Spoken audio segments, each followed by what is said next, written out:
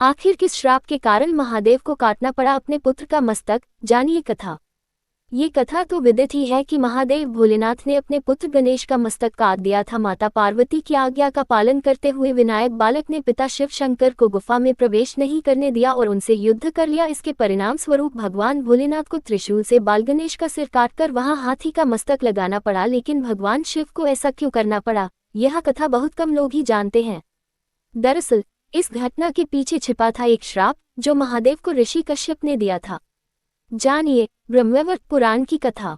ब्रह्मवैवर्त पुराण के अनुसार एक बार नारद जी बड़ी ही जिज्ञासु अवस्था में श्रीहरि नारायण के पास पहुंचे और विनीत स्वर में बोले, हे प्रभु, वैसे तो आप मेरी मनस्थिति समझ ही चुके हैं, फिर भी मैं आपसे ये जानना चाहता हूं कि जो भगवान शंकर पीड़ाहारी हैं, संसार के कष्टों को दूर करने वाले हैं, उन्होंने क्यों अपने पुत्र गणेश जी की के मस्तक को काट दिया।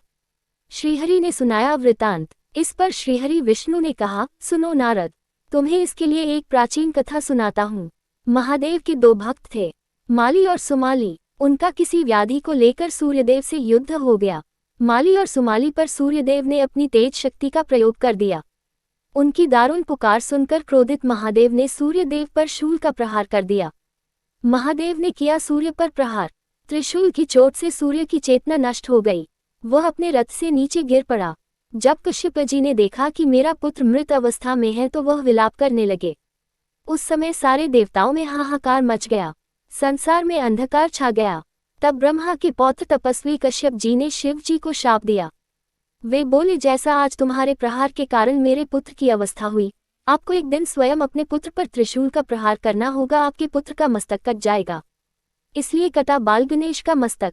ये सुनकर भोलेनाथ का क्रोध शांत हो गया। उन्होंने सूर्यदेव की चेतना लौटा दी। इसके बाद ऋषि कश्यप अवाक रह गए और क्षमायाचना करने लगे। जब सूर्यदेव को कश्यप जी के शाप के बारे में पता चला तो उन्होंने सभी का त्याग करने का निर्णय लिया। ये सुनकर देवताओं की प्रेरणा से भगवान ब्रह्मा सूर्य के पास पहुंचे और उन्हें उनके काम पर नियुक्त किया।